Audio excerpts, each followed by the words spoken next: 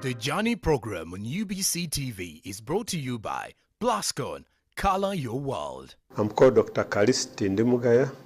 I'm a Commissioner for Water Resources Planning and Regulation in the Ministry of Water and Environment. The Water and Environment Week is an event that we started in 2018 as an opportunity to bring all the stakeholders on water, environment, and climate change to come together, talk with each other, discuss and share ideas on how best we can deliver water, environment, and climate change services to Ugandans.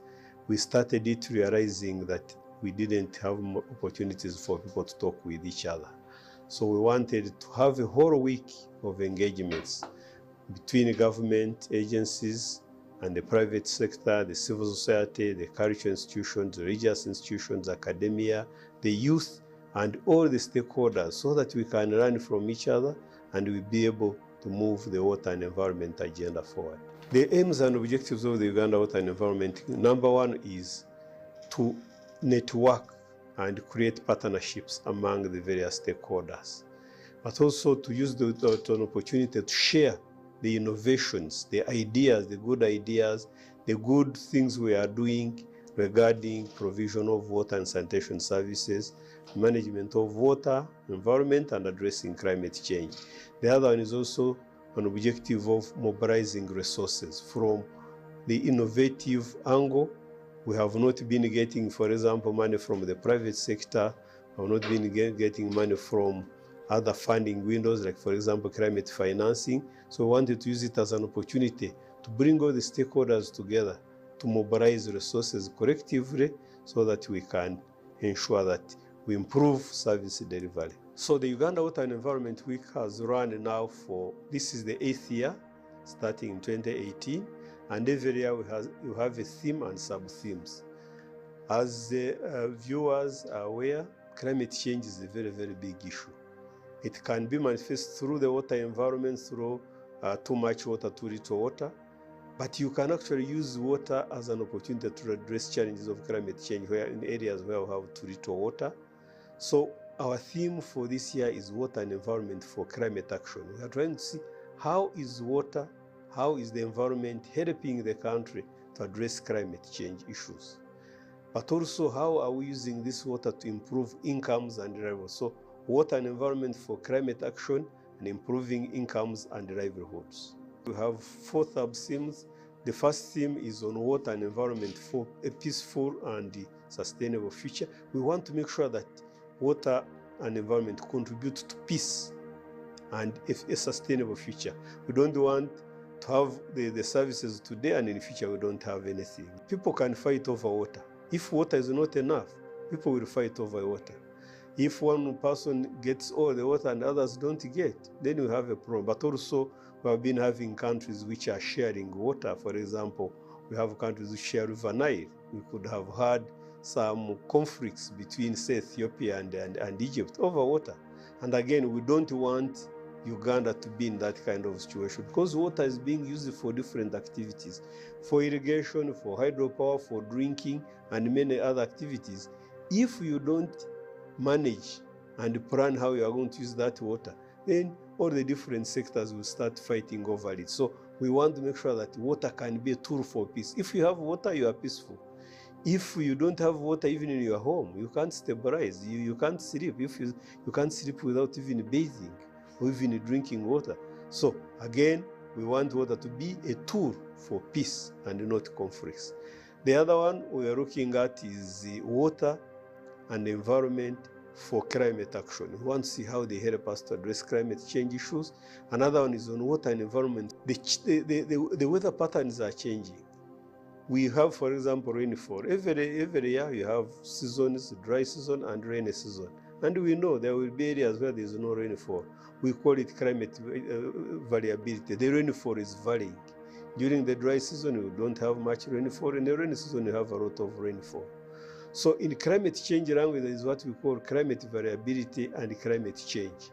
Now, if, for example, and we measure it through temperature, largely, and rainfall, Ugandans may be aware a few weeks back, we couldn't sleep. The rate was very, very hot. And I'm sure everybody realizes that this it's something which is new. So when you start seeing changes that are happening over a long time, say in temperature, then that's why we talk about climate change. But if there are things, for example, it is hot today, tomorrow it is cold, those ones are normal. We call them the variability. But right now we are seeing temperatures going up everywhere. People are complaining, temperatures are going up. So again, they are changing over a long period of time. That's why we talk about climate change. But we're also seeing rainfall. Right now, people no longer even know when to plant. The changes in rainfall are really occurring over a long time. That's why we talk about climate change. But if they are occurring over short periods, then we call it climate variability. So basically, when we talk about climate change, the water environment is the medium through which you easily see it. Either you're having too much water, resulting in floods, or too little water, resulting in droughts. Yeah, and so we're trying to see, how do we use water and environment to help us address climate change? In a situation where you have too much water, you can store this water, either in containers at home, in dams, in different forms, and use it when you need it. But if you don't manage it, then it can become a problem, destroy infrastructure, kill people, destroy houses, roads here are being destroyed because of water. So again, that sub-theme is basically to say, how do we take advantage of water? How do we take advantage of the environment to help us to live with this changing climate? For example, if you want to reduce on the temperature, planting trees is one way, because the trees will make the atmosphere cool, and also they absorb greenhouse gases into the atmosphere. So again, we are saying, can we plant more trees if we want to reduce on the temperature? Can we restore the wetlands? Can we harvest water? So basically, that's what we are talking about. If you look at Kampala, we have drainage channels. Drainage channels were designed a long time ago when the amount of rainfall was little. But right now, when it rains in a very short time and it is a lot. Now, when it rains in a short time and it is a lot, then it has nowhere to pass. So at that time, the planning was good. But because the climate has changed and we're having too much rainfall falling within a short period, then it is overwhelming what you are doing. So again, that's where now we need to start planning, and we are talking about climate resilient planning.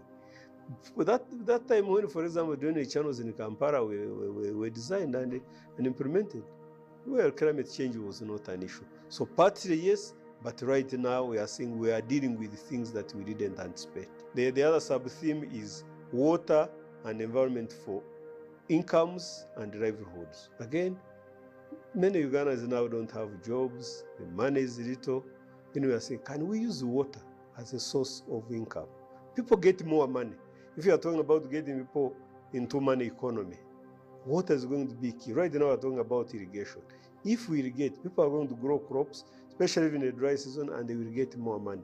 We are using water, for example, for fisheries, setting up for fish ponds. We are talking about water for small-scale activities. But also people are even selling water. We are talking about even the sanitation. People are now establishing businesses. There are people constructing wells.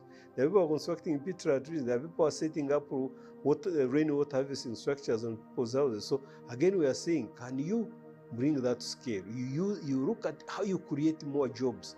Right now, the environment, people are destroying the environment. We are saying the environment can be used to create incomes. We have established what we call water and environment cooperatives.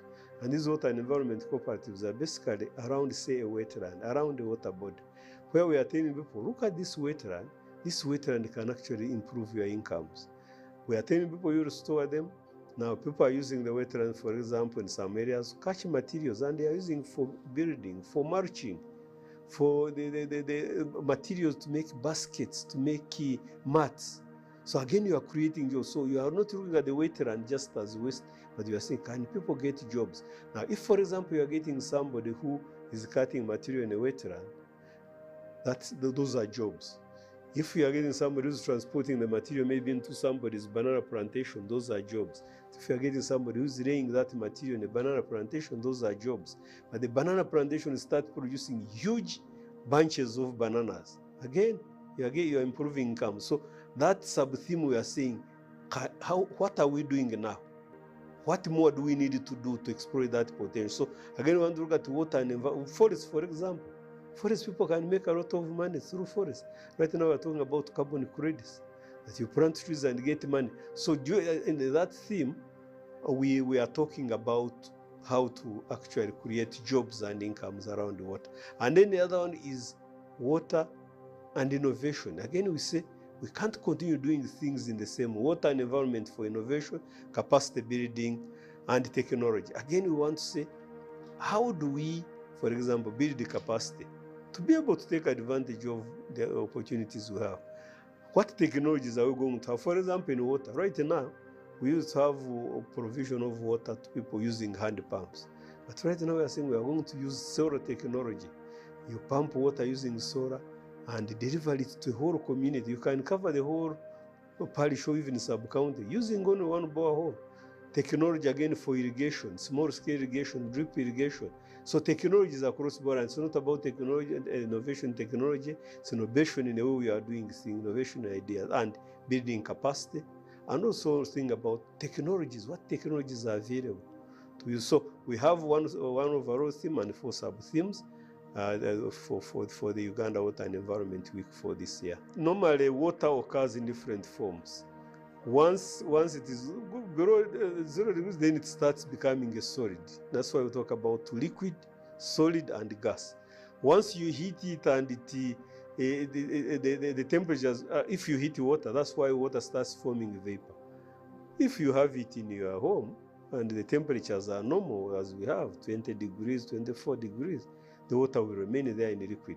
But if you heat it, then it will turn into gas. But if you reduce the temperature to 0, then it becomes solid. That's why we have, for example, we go to Mount Rwenzori, we have ice, it is water, because the temperatures there are very low.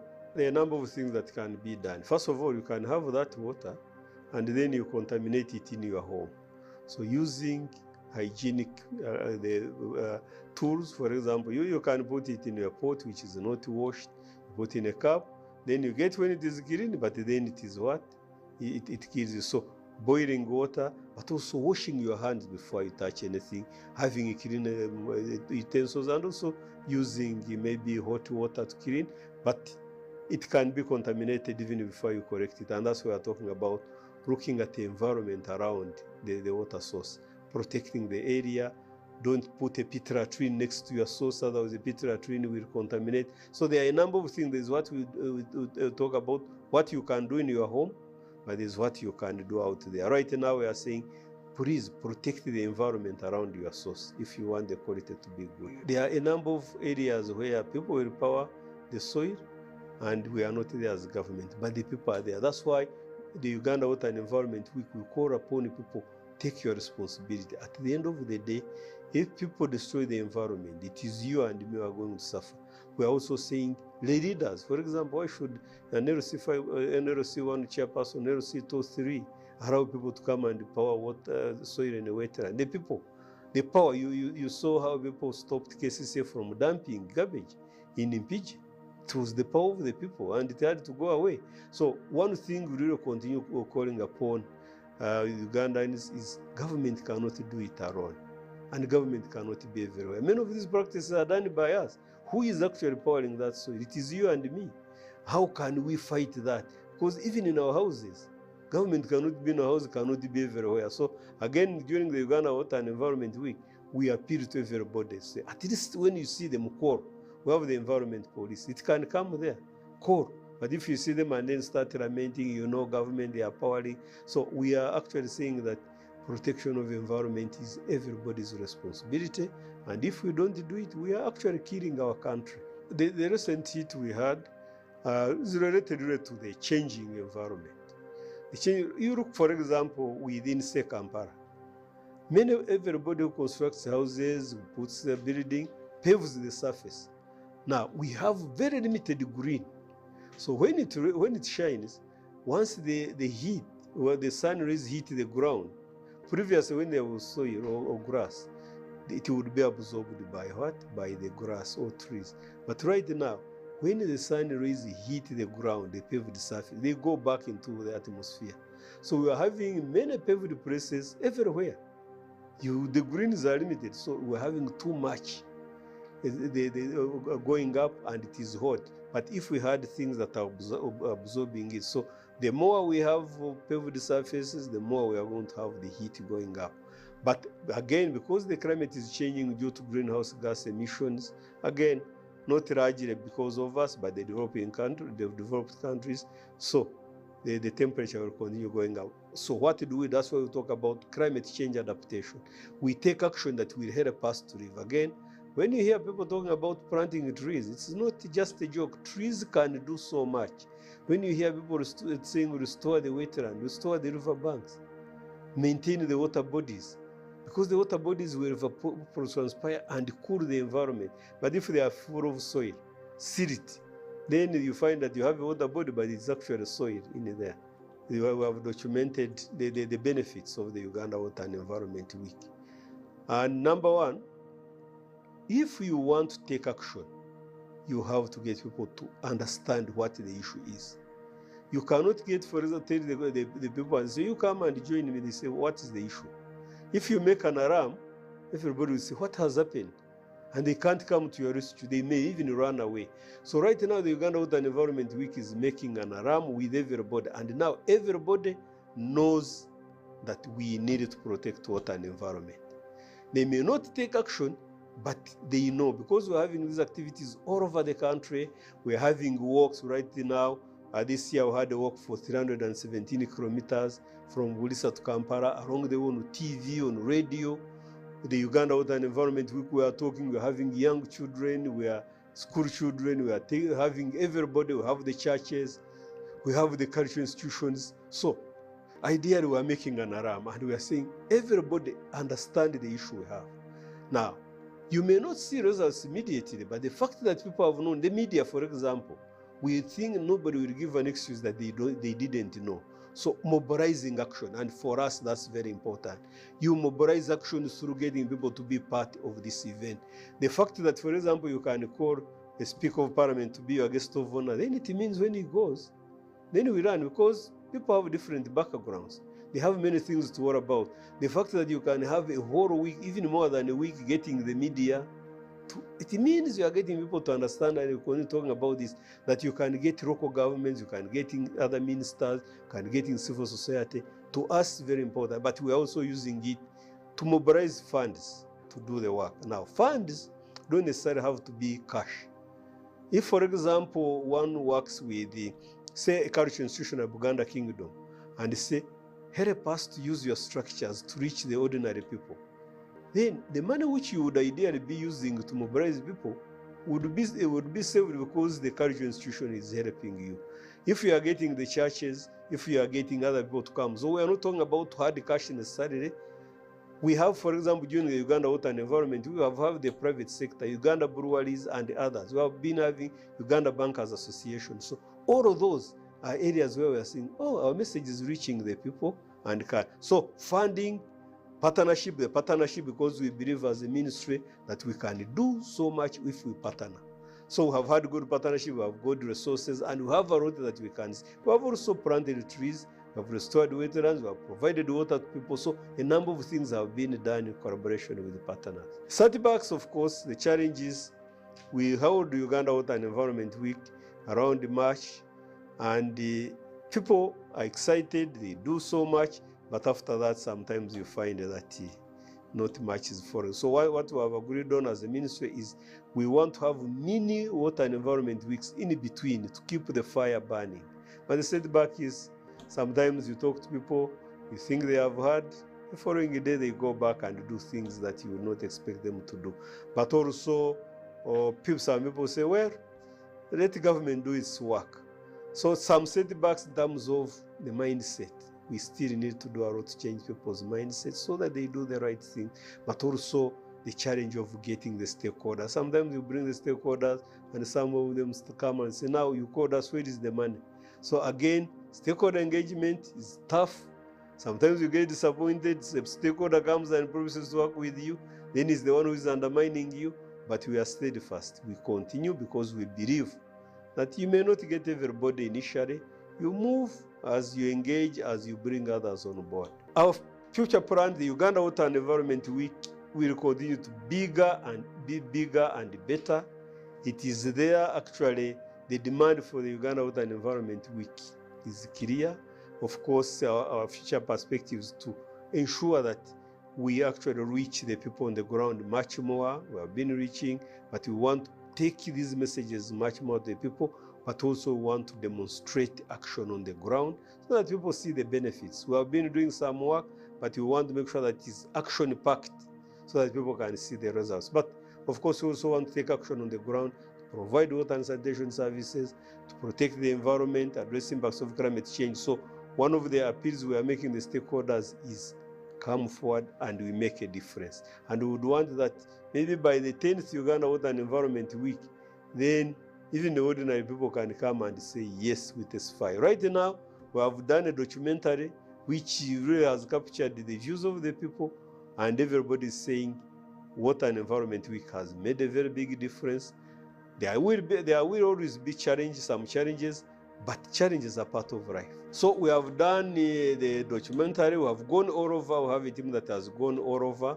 It has captured in different parts of the country, they have captured in English and the local languages. So we are putting it together to give a national picture, but we want to get to those pieces to look at the different local situations, but also we want to learn from each other.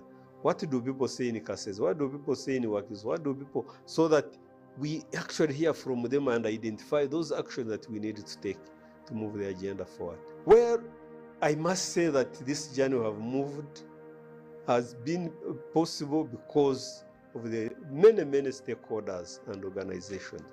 First of all, during the Uganda Water and Environment Week, and the agenda we are championing has been embraced by the leadership of this ministry, the ministers, the permanent secretaries, the directors, commissioners, everybody, and the staff.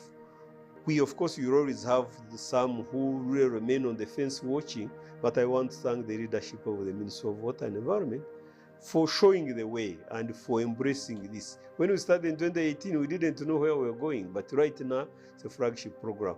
The media, UBC, NBS, we have been having UBC and NBS as part of our partners during the opening and closing to run the event. But in between, UBC and NBS, and also some extent also NTV, all of the media houses have actually been a Bukede during the walk. UBC and Bukede attach their journalists to be with the work and capture and relay all of this at their cost. Again, we want to thank them. But of course, other media houses, we have the print media, the FMs, the TVs, the Buganda Kingdom media houses, all of this. Really, the media has been very good and partnering with us. Of course, our donors in different forms, donors, development partners, NGOs, private sector, all of these, the organization, the academia, we have been working with a number of universities, Makerere University, Kyambogo, STEM, and others. So I must say that this journey has been full of partnerships.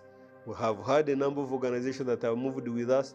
We have always provided them during the Uganda Water and Environment Week. We put their logos, and we keep their logos there, so whoever would want to know the people who have been with every year, we have their logos and we categorize them in different forms. So again, we want to thank them and request that we continue on this journey as we try to make Uganda a better place to live in. Of course, corruption comes in different forms. It may not necessarily be money. If, for example, I don't come to work and I go and do my personal thing, that's corruption itself. Or if I'm supposed to take action and for some reason I delay action. So again, you are right. We really need to pull up.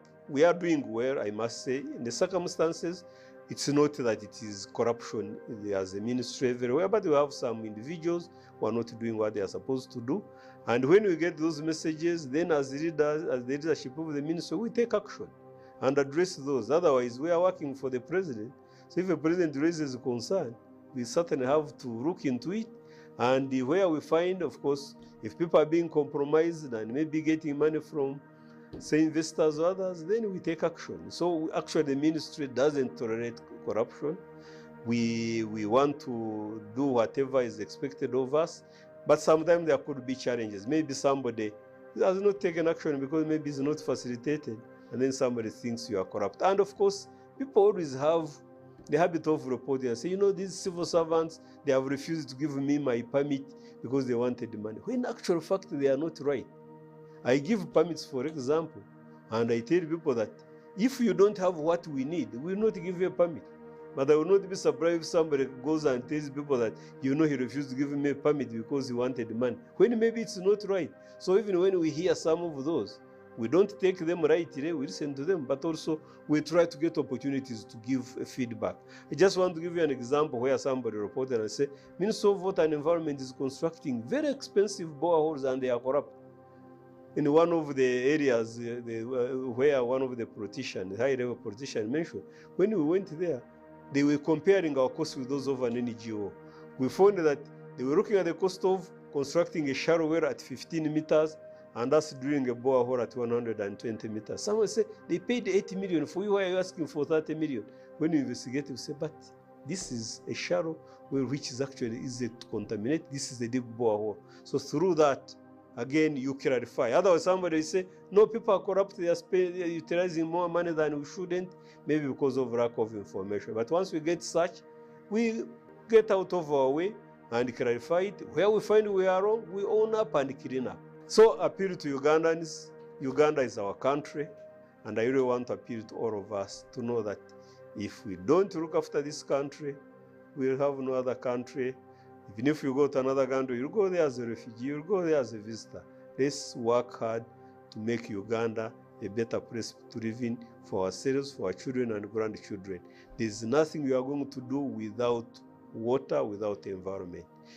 If you don't have good environment, then you cannot live there. If you don't have water, everything we do depends on natural sources, specifically water, environment, wetlands, forest, and similar resources. So I want to appeal to Ugandans. Let's join efforts.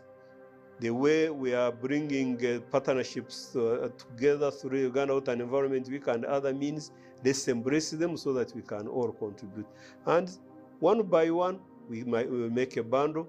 Different pieces put together are better than just one. So again, I want to appeal to Ugandans. Join government, join the Ministry of Water and Environment. We are open to partnerships, we're open to collaboration, and you'll see the benefits. And then we'll move Uganda into middle income status. Any Ugandan who would want to get more information can reach us. We have regional offices. We have a regional office in Moroto. When you reach there, you can't miss it. Ministry of Water and Environment is a big building. We have a regional office in Lira, we have a regional office in Mbarara, a regional office in Fort Portal, in Mbale and Wakiso. But of course, we have local governments.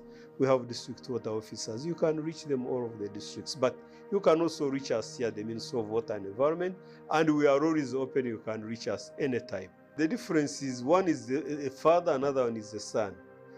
Now, when the Ministry of Water and Environment is the government agency responsible for all issues of water, environment, and climate change, we provide services, water services to people in the villages, people in the towns. So National Water was created to be an agency to provide water only in the towns and the large towns. If you go to a village, you will not find National Water, although we are trying to expand coverage. But National Water, now when a town needs water, the ministry develops that town water supply. Now we hand it over to National Water to run on a commercial basis.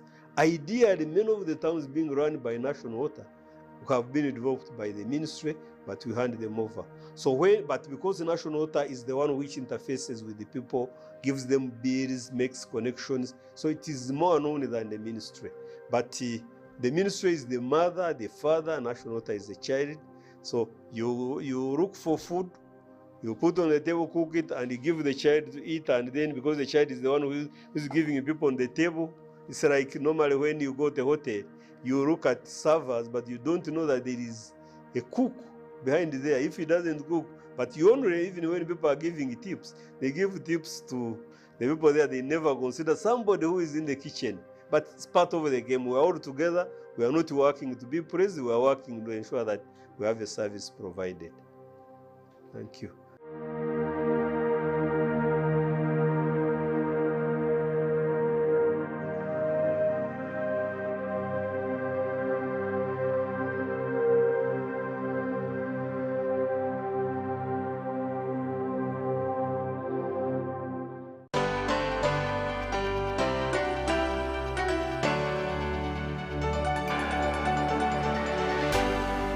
UBC, inspiring Uganda.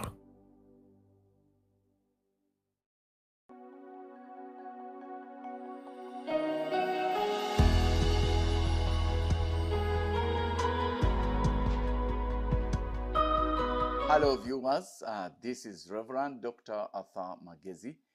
Thank you for tuning on UBC and thank you for following